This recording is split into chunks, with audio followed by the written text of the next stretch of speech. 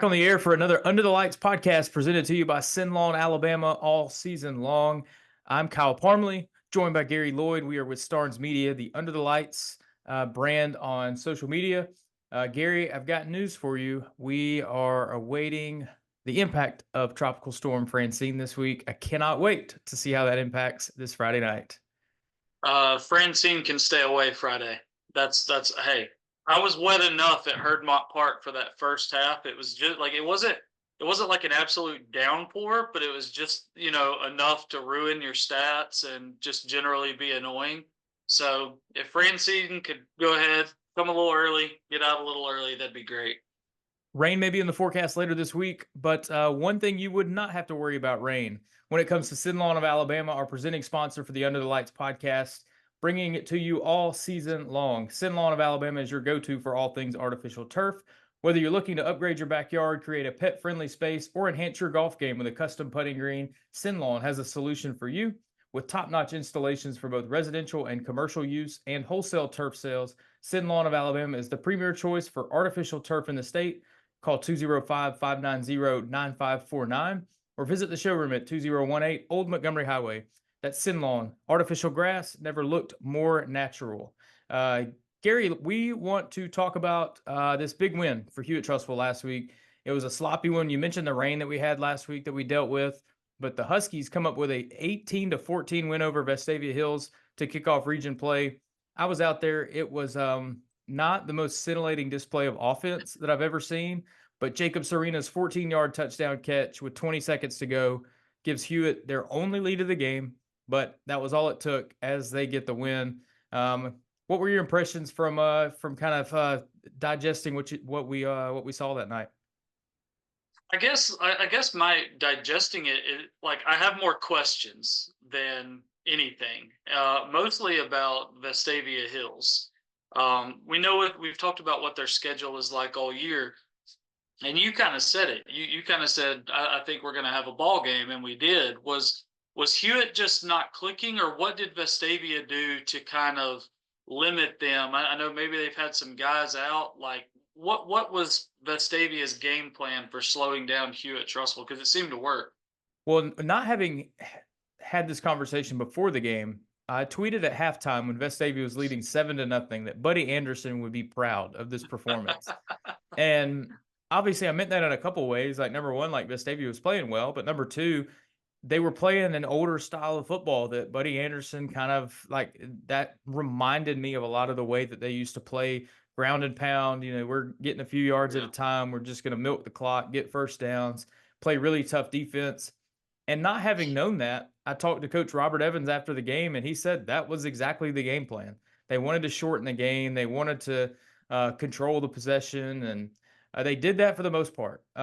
They really slowed the game down. This was not, we've gotten used to seeing Hewitt-Trussville and Vestavia be like games in the 30s and 40s, track meets, running up and down the field. And this was not going to be that last Friday night. Vestavia made sure of it. Now, yeah, Hewitt definitely did not play their best. They got down to the goal line early in the third quarter, went for it on fourth down, didn't get it. They had missed opportunities. But finally, in the latter half of the fourth quarter, they finally got the offense going. 2 sustained drives that result in 2 touchdowns that give them the win. So really big win for the Huskies. I mean, Vestavia played a lot better. You mentioned the 2 guys they got back. Running back William Tonsmeyer and wide receiver Chase Webb, 2 big additions for them, getting them back. That'll help them a lot moving forward. Coach Evans, after the game, was really impressed with how young quarterback Charlie Taft played. He made some tough runs.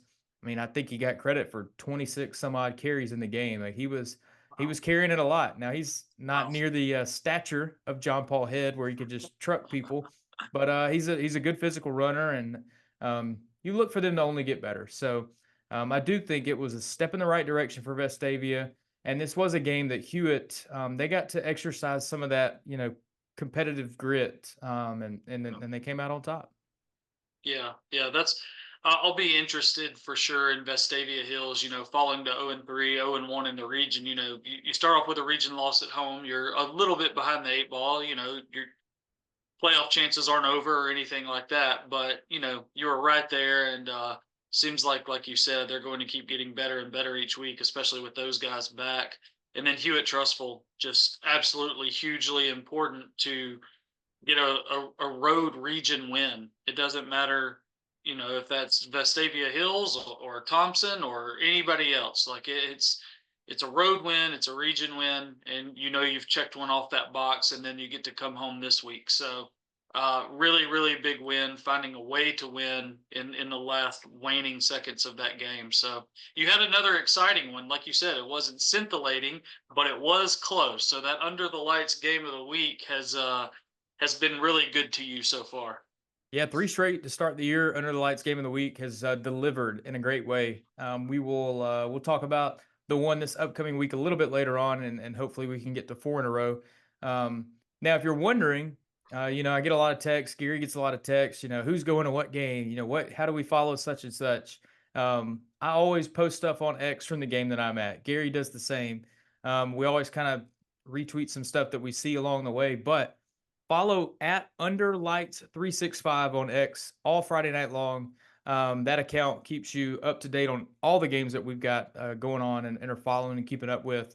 So be sure to stay tuned there. Gary, let's dive into the rest of the games we saw last Friday night. Now, we talked about the Hewitt-Trussville Vestavia game. I want to talk about this Chelsea-Pelham game. Chelsea beats Pelham 36-33. Chelsea running back Chase Straisner, what a game. Over 300 total yards. Touched the ball over 40 times, and he gets the game-winning touchdown in the final moments to lift the Hornets to a 3-0 start, their first since 2016. Josh Gleason was out there for us covering the game, and his recap made me feel like I really wanted to be there on Friday night. Yeah, and we kind of said it last week. I thought this might be the game that Chelsea offense really clicked, and it seemed like it did, or at least Chase Straisner made sure it did.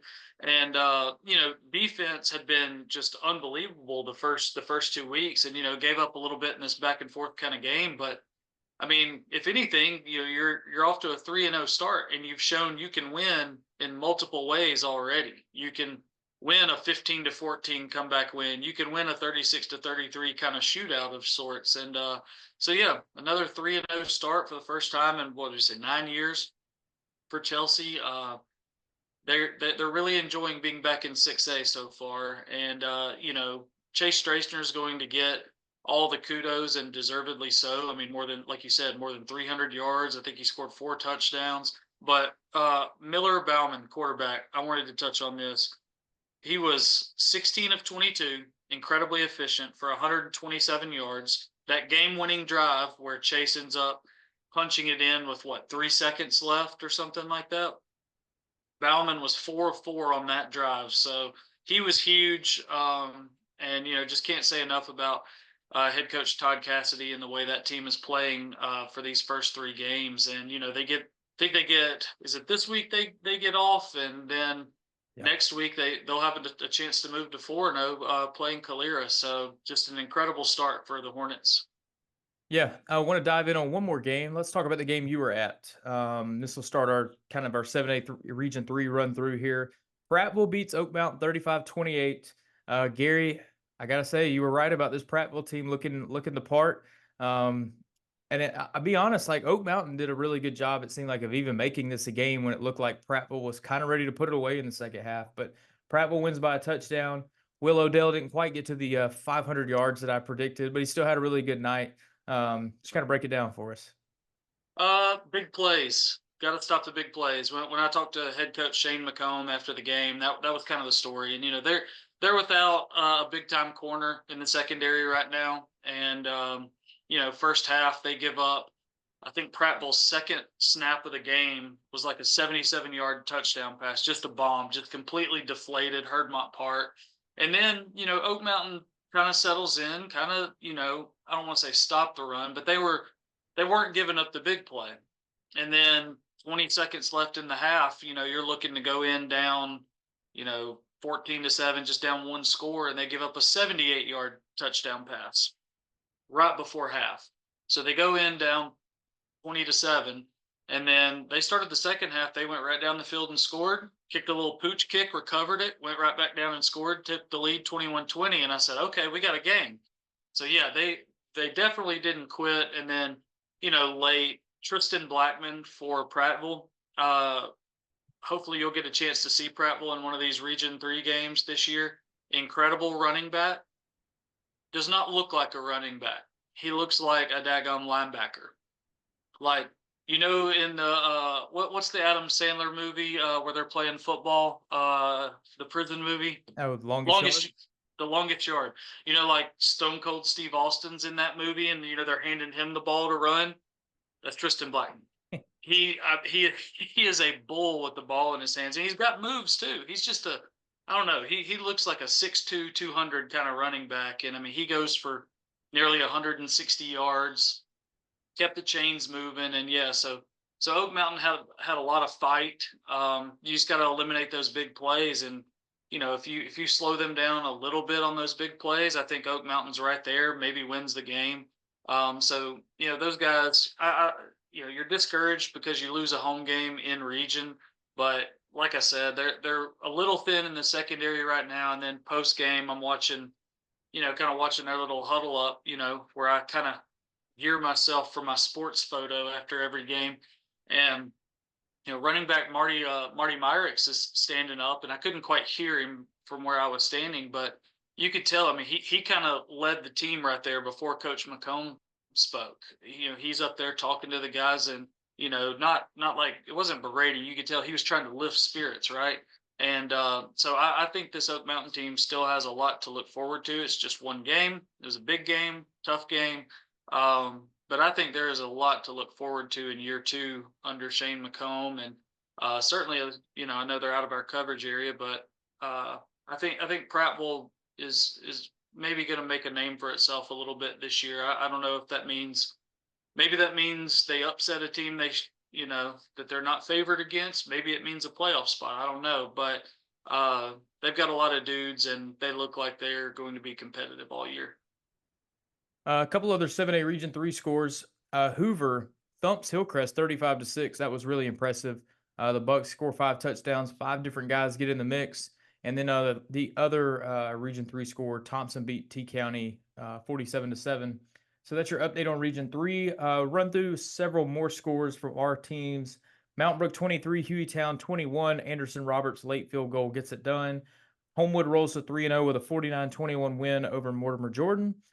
Briarwood falls to 0-3 with a 23-14 loss to Ramsey. Carver Birmingham beats John Carroll 26-7. And Clay Chalkville, looking the part of a defending state champion, beats Pell City 45-0.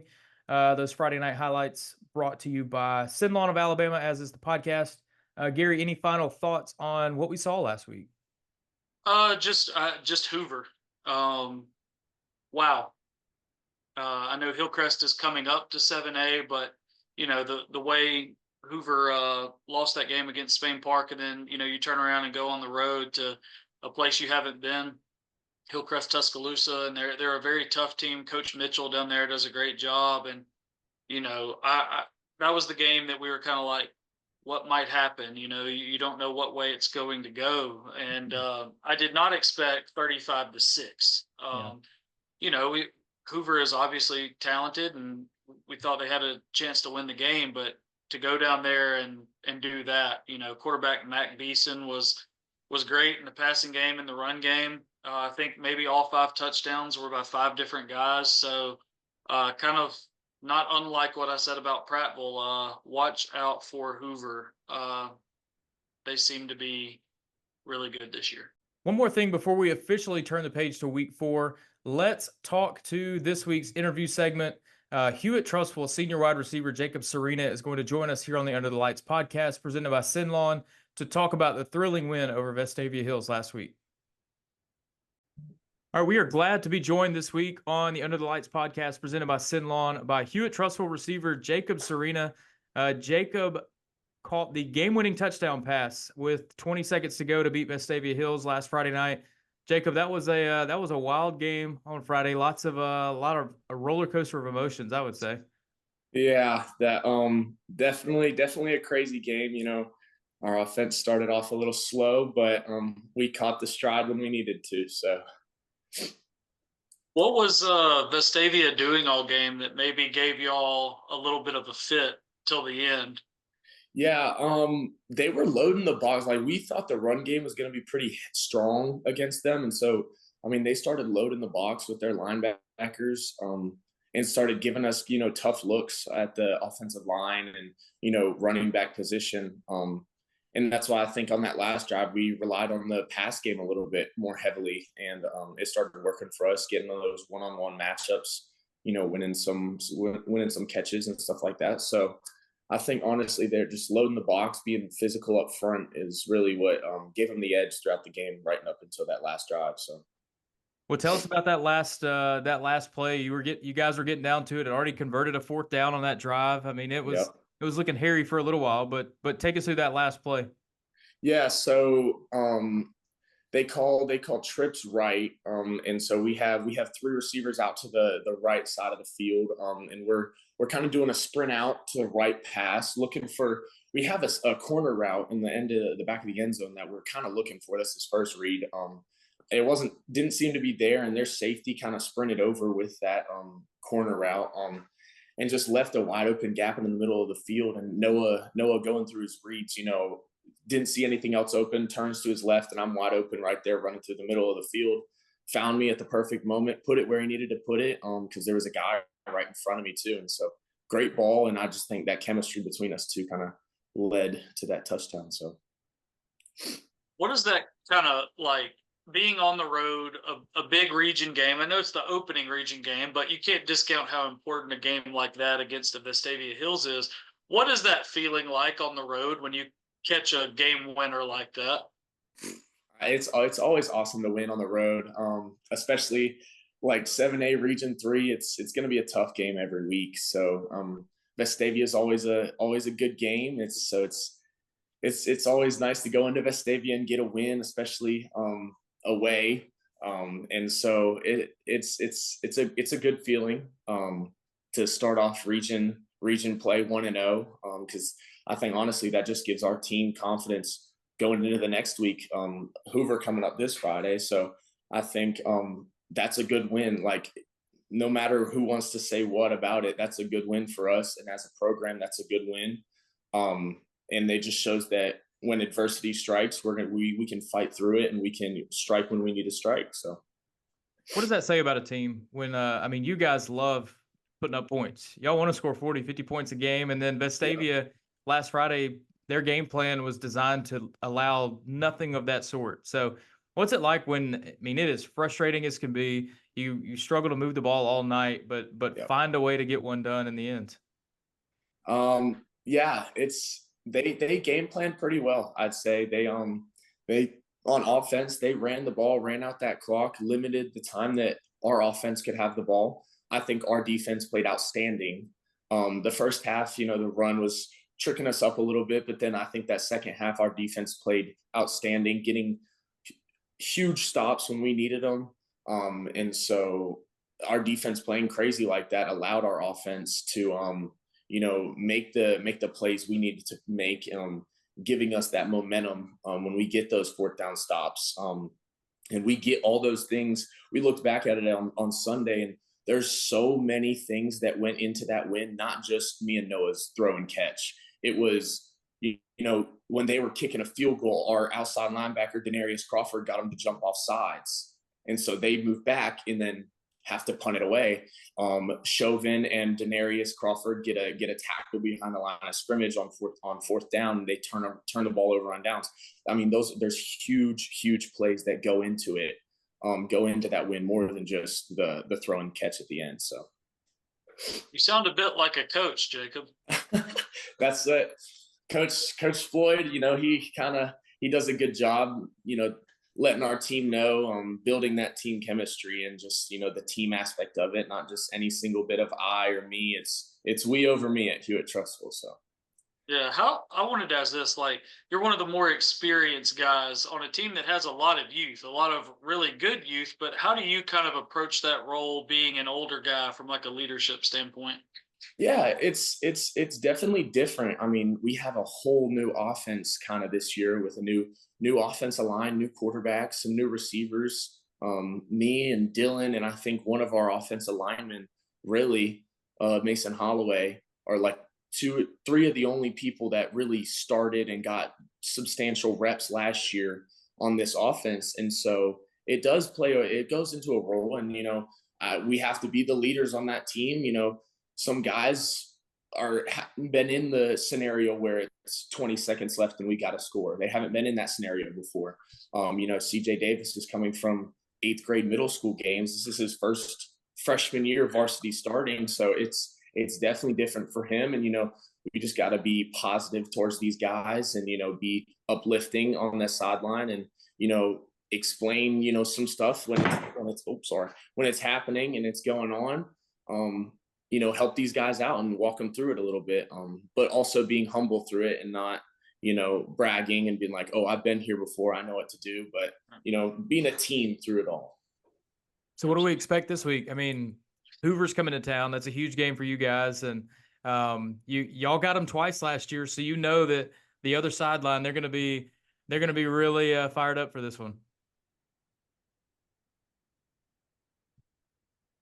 Yeah. Hoover's always a great game. Like you said, we got them twice last year, a regular season in the playoffs.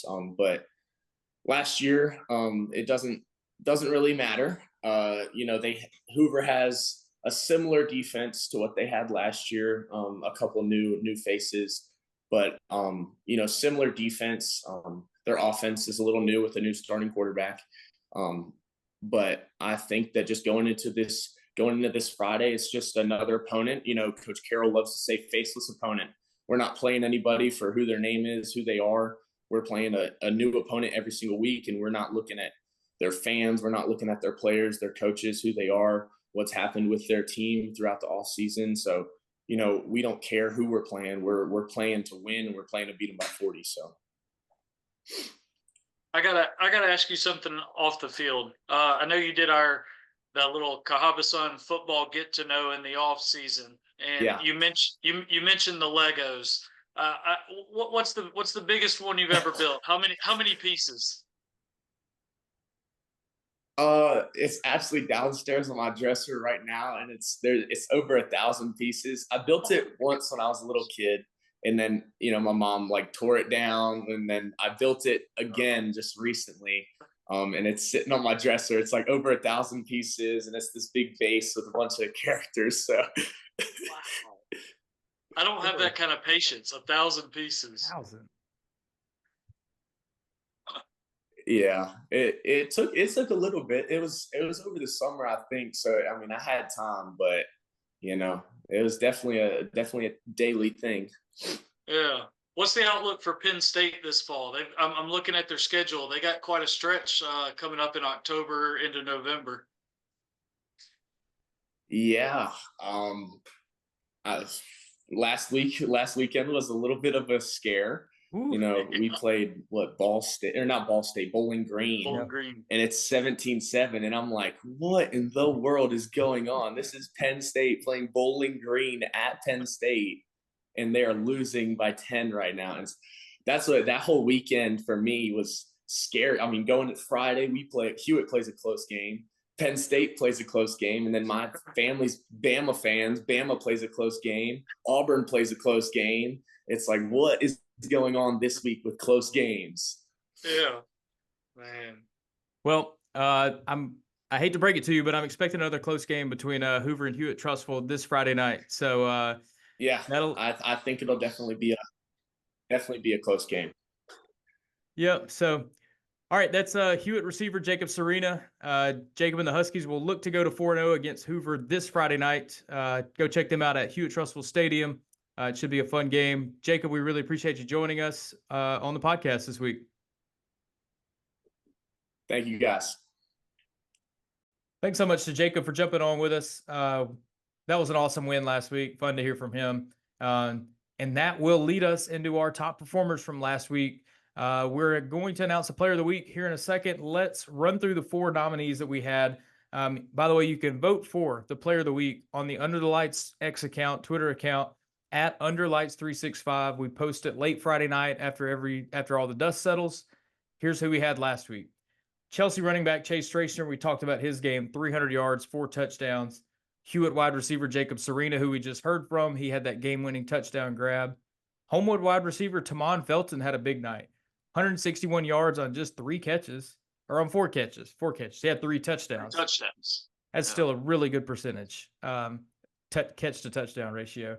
And Mountain Brook running back Stuart Andrews was a workhorse, 33 carries, 166 yards for the Spartans. But as you voted on X, our player of the week is going to be Chelsea running back Chase Stracer. And how could he not be, Gary? I mean, 68% of the vote goes to Chase. I mean, he certainly earned that one. Yeah, it was the first week we don't have an Oak Mountain guy, but we get a Chelsea guy this week, and he certainly earned it. That was a tough vote because that Vestavia Hewitt-Trussville game didn't necessarily have offensive fireworks, but you can't discount the importance of that Serena touchdown, and then those other 3 guys all put up beginner mode video game numbers. So yeah, the Chelsea fan base showed out on that vote, and he earned it for sure. And we'll see who can bring it home this week.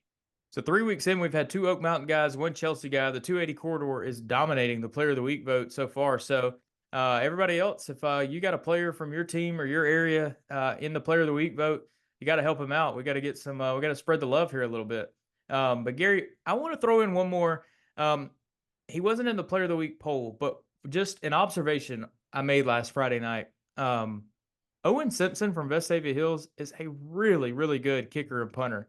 I mean, he drills everything that he's expected to, and he had a punt that almost went 60 yards. I think it was like 57 or 58 officially. And usually if you see that in a high school game, it's like it hit the ground at 40 and then just got a great bounce and rolled the rest of the way. But I mean, it was a booming punt. It got a good bounce, but I mean, he bombed it. So Owen Simpson is going to be a weapon for a Vestavia team that as we've seen, like field position and defense and stuff like that is going to be a big deal for them this year. Yeah, there's no doubt. I mean, that's one of those positions that is obviously a kicker, a punter is overlooked until they mess up, right? Like especially college football. We talk about it all the time, but at that high school level, when you see guys like that, it just looks different. We've obviously seen Will Reichard when he was at Hoover before he went on to Alabama, and when he kicked the ball, it was like, whoa, that's different. I remember seeing Evan McPherson play and watching him handling some punting duties. I think I saw him in a playoff game at Homewood maybe one year, and it was like, oh, like you're not just punting it on 4th down, like you're literally flipping the field position. So yeah, good kudos to him because it's an overlooked position, but it is incredibly important. Yep. So that's all we've got empty in the notebook from week 3. It's time to move on to week 4. I can't wait for this set of games. Gary, I'm going to hand the baton to you for the Under the Lights game of the week this week. Hopefully it'll be in good hands with you. Hopefully that you will be able to get another great game like we've seen the first 3 weeks. But this week's game of the week, Hoover paying a visit to Hewitt-Trussville, big Region 3 contest. This is going to be one of those that could decide maybe some first-round home playoff positioning. These are 2 teams that firmly expect to be in the playoff picture. It's going to be fun because Hoover, you got to expect, they're going to be out for they're going to really want to show up in this one because Hewitt got the best of them twice last year, and that is something that has not happened very often over the last 20 years or so. So I'd be interested to see what you think. I don't really have a lean on this game either way. I think this could be a really great ball game at Hewitt-Trussville Stadium. No, I feel the exact same way, and thank you for handing that baton. I will try to not fumble it in the rain. Get out of here, Francine. But yeah, looking forward to it for sure. Super close to where I live, so I can just kind of coast down the hill and be there. And yeah, I have no lean on this game. We're not bulletin board material people, but I mean, if you go off last week, you've got to almost feel like, okay, maybe the gap feels way tighter than maybe it did before. Like, yes, Hoover put up a bunch of points and hung with Spain Park, and we know what Spain Park, what we think they are this year. But then last week, like we just talked about, Hoover goes into Hillcrest and just dominates. And then maybe Hewitt-Trussville shows a little bit of vulnerability at Vestavia Hills. That's, credit to Vestavia Hills, but maybe there was a little bit of a blueprint there that showed, okay, they are still a young offense. We can maybe slow this thing down a little bit. So feels like, maybe the running game will be a big focus for Hoover, maybe. But yeah, no idea what to expect, and that's the kind of game you like, where you could see Hoover winning 35-6. You could see Hewitt winning 35-6. You could see either team winning on a field goal. It's just who knows, and that's the intrigue and that's the fun, and can't wait to be out there after all the rain clears, because we will have a clear night, no rain will be involved. It'll be a dry game, and it will be a well-played game. There you go. Speaking that one into existence. I can't wait to hear about it. Can't wait to read your report, follow along with you from that one. All right. Let's run through the rest of the games we've got on our Under the Lights podcast presented by SYNLawn. Let's kind of run through the Region 3 games real quick. So if you want to talk about Vestavia paying a visit to Hillcrest, this is a pivotal game. We kind of talked about a few of these last week that were really important in terms of, you hate for the first region game to matter so much, but this one between Vestavia and Hillcrest, I mean, unless there's upsets along the way, which, hey, there very well could be, Vestavia and Hillcrest might determine a playoff spot, which this early in the season is tough. Vestavia doesn't even have a win on the board yet, but this game could determine a playoff spot. Vestavia, they were so much improved last week than what they put on the field the first 2 weeks. So maybe another week of comfort, of building for those guys will help out. And Hillcrest, that like you said, like this was a team that a lot of us thought could jump into Region 3 and be not necessarily a powerhouse right off the bat, but a team that would scare some folks, make some noise, battle for a playoff spot. But first game against Hoover didn't go how they wanted it to. So they'll be out for a big performance as well. So I'm not sure how this goes. This could be kind of a 10-6 type of ball game, if we're being honest. Yeah, I feel like this is going to be a big, like Vestavia Hills getting William Tonsmeyer back, trying to control that clock, run the ball with him. You mentioned earlier quarterback Charlie Taff, he got what, 25, 26 carries against Hewitt-Trussville.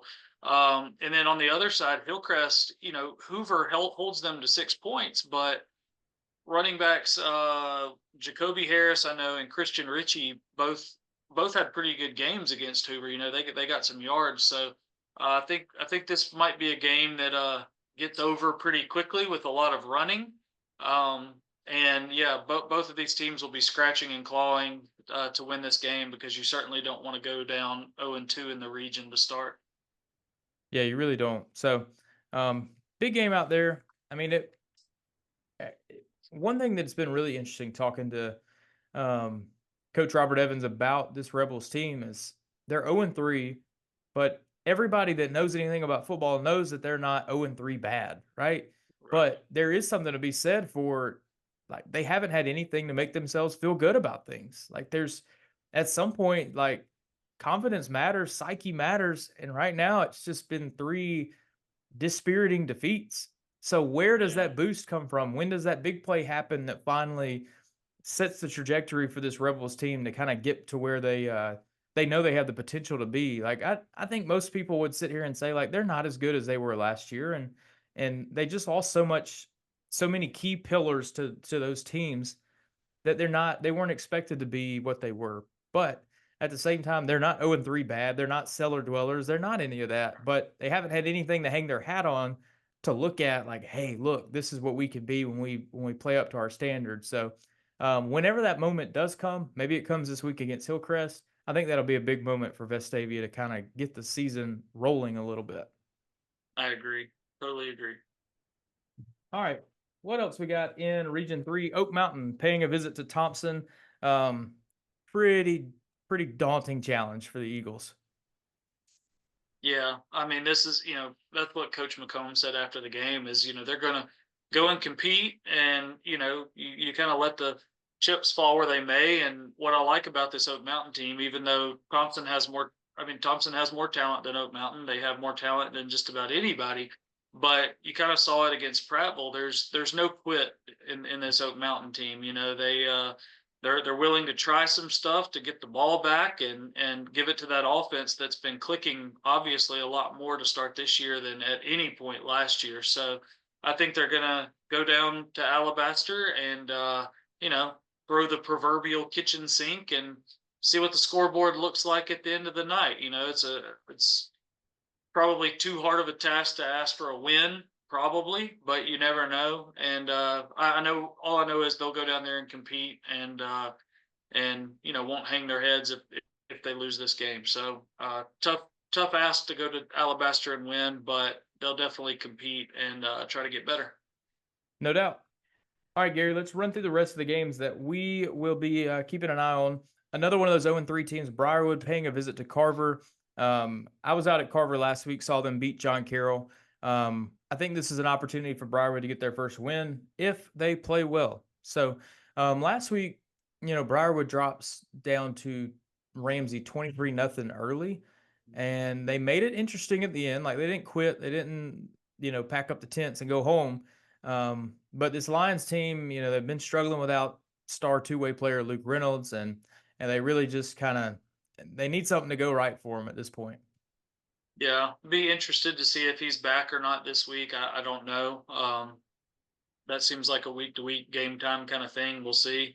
But like you said, even if he's not able to go, even if he doesn't dress out, this is a winnable game, and you've just got to, if you're Briarwood, you've got to find obviously some consistency on both sides, and really more than anything, you've got to find some offensive success. You know, they're still rotating in Charles Dedman and Braden Robertson at quarterback, and you know they both do different things. You know, Braden can run it a little bit. He's a big, tall kid.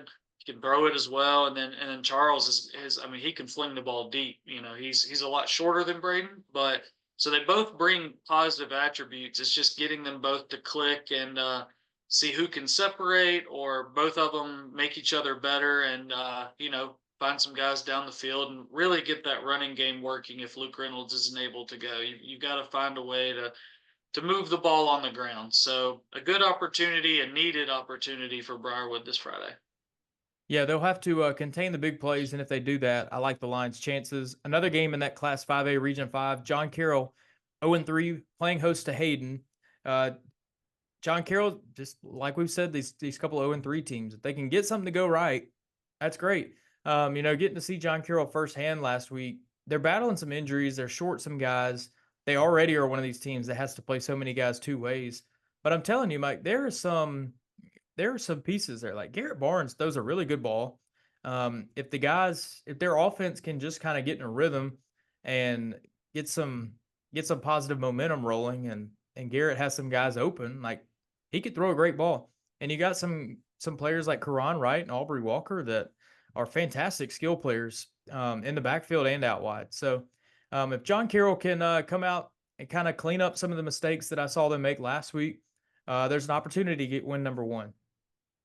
I think so too. I think the word is execution. Just, you know, just execute the play consistently, and I think they'll like what they see at the end of the night. Absolutely. And let's finish things off on the Under the Lights podcast presented by SYNLawn with a few 6A games. 2-0 Spain Park paying a visit to 2-0 Helena. I feel like this honestly might be the region title game. Yeah. You know, Benjamin Russell's been a good team for the last several years, and they'll be a factor in that region as well. But if Spain Park looks good in this one, watch out, region. Yeah, I feel the same way. Like looking at that region, I feel like this is kind of that. I don't want to say de facto region championship. There's a long way to go, but it does feel like these are the two that are kind of the class of that region. And Helena's, you know, they lost a lot off that team last year. You know, quarterback Carson Acker's gone, running back Jordan Washington, who we saw run for 1 million yards over the last 3-4 years, is gone. So Helena's got a lot of new faces, and I wonder if, you know, we're just talking heads here, but I wonder if that kind of odd off week for Spain Park this last week after such a jubilant win at Hoover. I wonder if that helps them a little bit, like kind of come back down to earth. You know how head coach Tim Vakakis is. We're going to get back in the weight room, pump some iron, and it's on to the next. I kind of wonder if that helped, maybe reset, come back down, and then all right, now it's region play. So they're going into a tough environment. Helena is a very interesting, cool place to cover a game. You can only get a blue Gatorade there, which Spain Park fans will be fine with because there's some similar blue colors there. But I think Spain Park's probably the better team. They're the more experienced team, and they just have to put it together on the field. I agree with you there. All right. We've talked enough about 0-3 teams. Let's talk about 3-0. Homewood. They're going to host Woodlawn. And last week I talked to Coach Ben Bergeson after the Mortimer Jordan game, and he clearly knows that Homewood should beat Woodlawn handily. But he said, look, we're focusing on ourselves. If we do what we need to do, we're going to be fine. And that's got to be the challenge in a game like this. You just don't you got to play to that standard that you're trying to set for your team. Like, you can't play up and down to opponents. Homewood's the better team in this matchup. And I would say if they come out, score some touchdowns early, that's got to be a good thing. You got to feel good about it. They're going to win this game against Woodlawn, but you want to do it in a fashion that makes it obvious that your team is locked in, that they're focused on the task at hand, and that they're going to get the job done that's required of them no matter who the opponent is.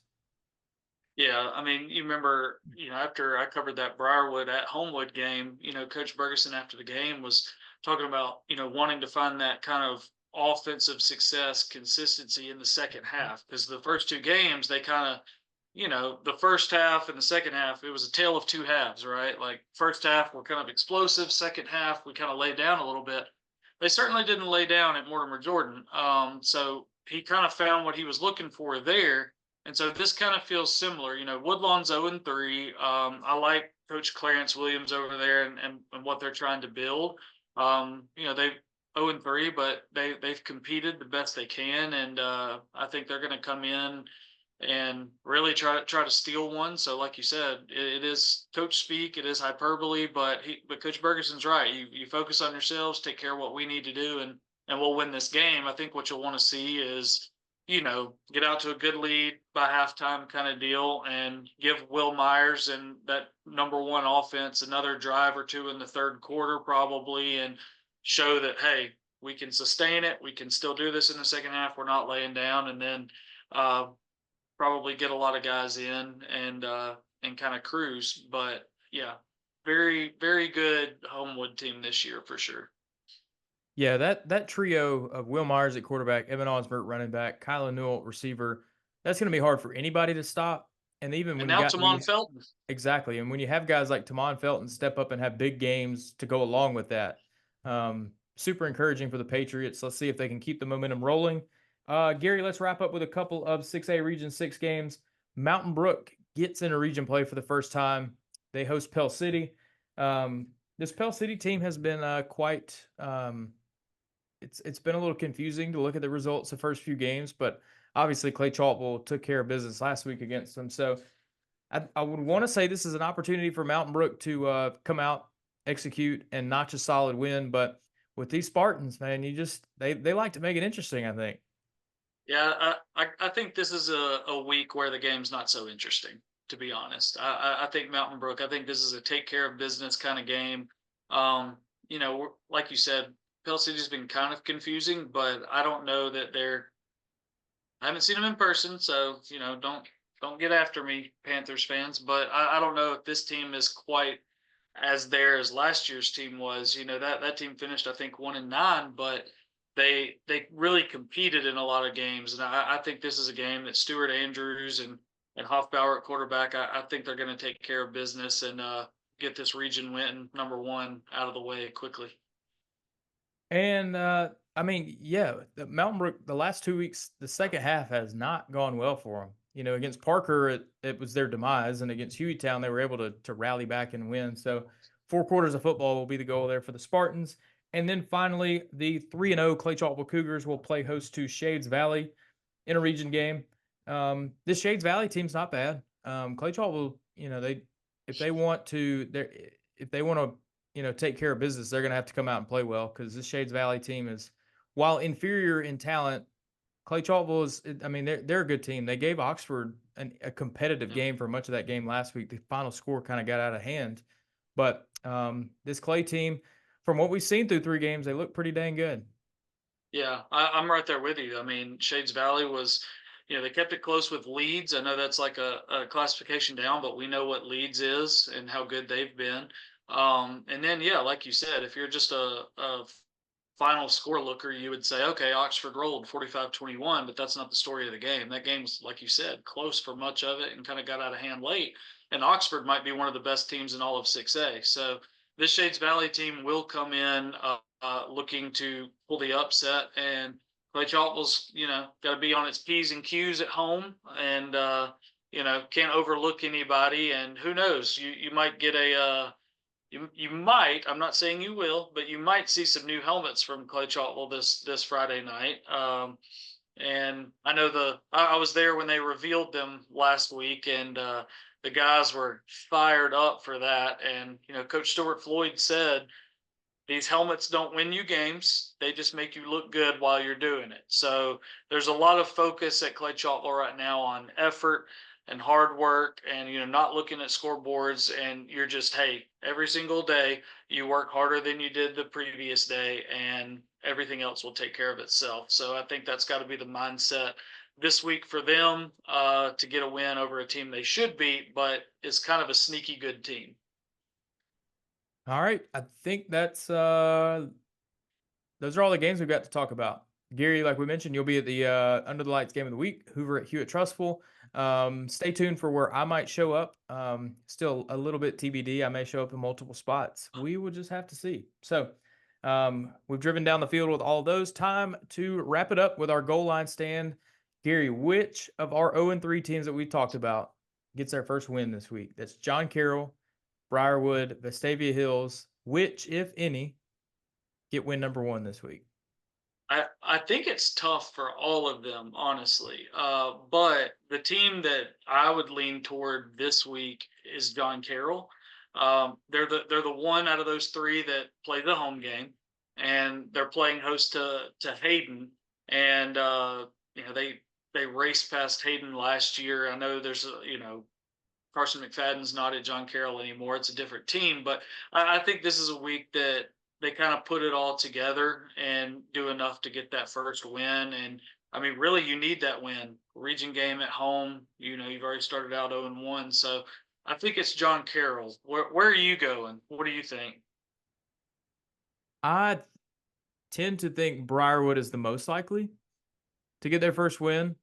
And I'll also give you the Vestavia perspective as well. I mean, this Vestavia team, they're used to being on the road. They've done this before. This is nothing new to them. They're going on the road to play a team that is probably not as talented as the first 2 they played on the road in Carver, Montgomery, and Auburn. So this is just old hat for them by now here in week 4. But and they got their skill guys back, so I think they have a really good opportunity. And I think Briarwood, Carver will probably hit a couple big plays against Briarwood and make that game tight. But I do think Briarwood is, in my mind, the favorite going into that game. So I will just say I got a pretty good feeling that 2 of these 3 are going to win on Friday night.